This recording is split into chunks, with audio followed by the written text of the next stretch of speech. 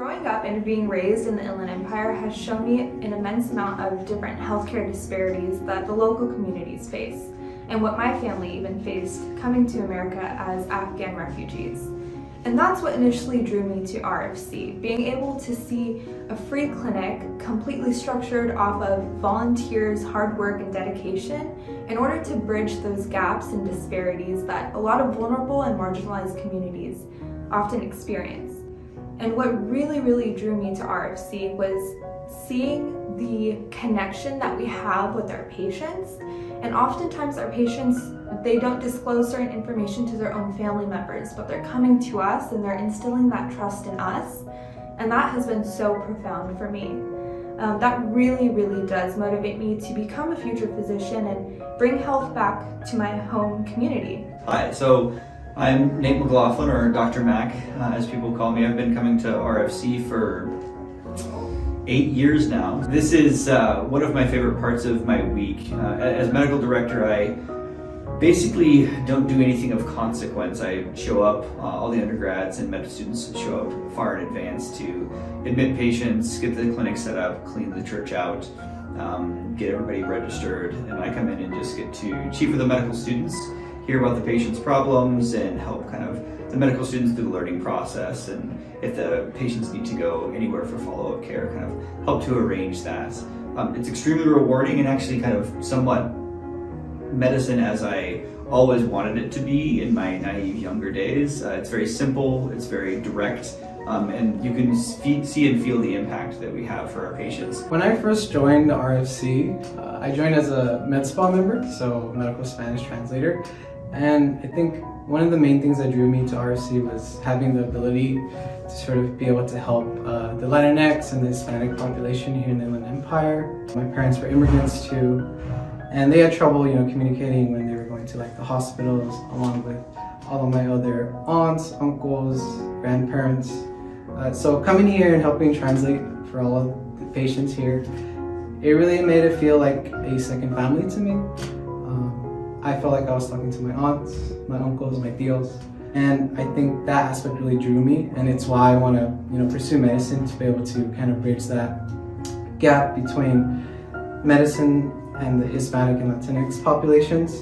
Something that I've really enjoyed this past year in being secretary is watching us transition from having to do everything online to being able to come back in person and see the patients that we've been communicating with on our online platforms and that have been leaving comments on our posts and on our videos, and actually being able to provide that care again. The clinic really gives an excellent opportunity to be able to provide care outside of that traditional acute care setting. And I've been involved with Riverside Free Clinic for 7 years now. My role here at the clinic with the students is I'm just here to support them. This is a student-run clinic, so faculty members that are here, we're here to support and bounce ideas off and maybe help guide, but the actual work and the care provided to our patients is done by our students. Seeing all the students here working as professionals, working as interprofessionals with each other. They're going to be working together out there in the community, and they're providing the care. They're very excited about being here. They love what they're doing, and that really excites me. I'm very humbled by the community that we're serving. They're very gracious. I'm so happy to have been part and to continue being part of the Free Clinic. Hello everyone, my name is Lirungan. I was one of the RFC managers for the 2021-2022 school year, along with Holly St. Clair. I just want to say thank you to everyone who has been involved in RFC. That goes from the physicians, medical students, undergraduate leaders and undergraduate volunteers, nursing, pharmacy, dentistry, and much more. So some of the tasks that I was responsible for was recruiting volunteers, recruiting physicians. However, I do want to say that most of the hard work was not done by me or Holly, it was done by you guys. The volunteers, the physicians, medical students, and mostly the undergrads. If it weren't for the undergrads, there is no RFC. Like, the undergrads are definitely the heart and soul of Riverside Free Clinic. It is because of you guys that all the patients that we see, all the patients who need the most healthcare, need the most attention, are receiving that. The pandemic was a very it is still very rocky and tumultuous. They had to really dial back on operations, they had to dial back on a lot of the services that they could offer. So when we came in, it was at the height of it. There was very little that we could offer besides medications for the most regular patients. But that meant that we were in position as we started to come out of the most severe part of the pandemic. So we started to see some of the services come back, but that meant that we had to adapt to a clinic operating at a level where we hadn't seen it operating before. So there was a lot of adaptation. I just want to focus a little bit on some of the difficulties during that 2 years, because we did get telephone calls from patients, and it was really difficult for us to turn them down and essentially tell them, I'm sorry, but at this point we still can't provide those services. So at this point we're just really excited about being back open and having our students in very large numbers back. The creativity came from the groups that produced all the videos that are on our website now. The educational videos, the vaccine videos, the nutrition videos.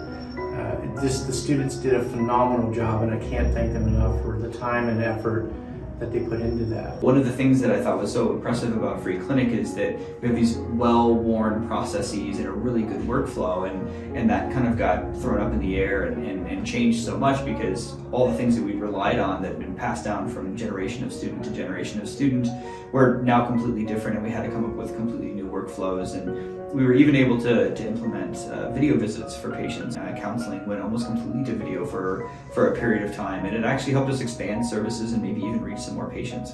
It's really just a testament to how the students want to serve the community and whatever the community needs. I can't be more proud of the innovation and stick-to-itiveness that the students have exhibited over this pandemic.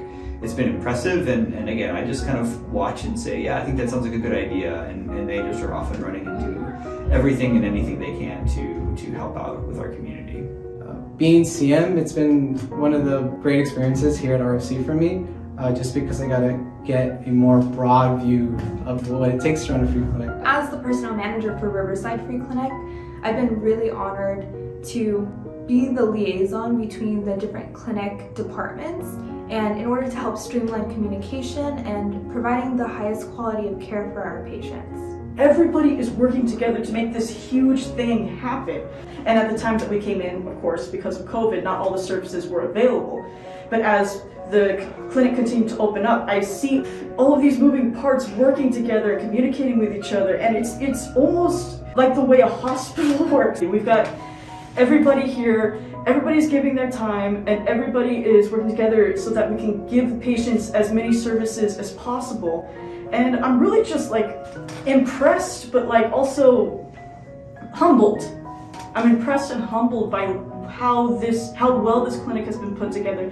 The fact that it stood the test of time, but it's a rock, it's here, and the reason it's here is because we are helping people. And it's just really cool to be part of something like that. And I'm really glad that I got to be. And I hope that they keep growing and they keep building their services, and we just keep getting stronger and stronger, because that's what has been happening and that's what I've seen. So I just want to say thank you to everyone that was able to attend our fundraiser tonight. It's great to be back. We had, again, with the pandemic, everything got messed up, including our ability to meet, and really say thank you to both our constituents and volunteers, but also to the people who support us in the community and allow us to do this work that is so very important. So glad to see you, and thanks for coming. We'd like to thank everyone that's come to the banquet tonight, and we have a great team working at the clinic.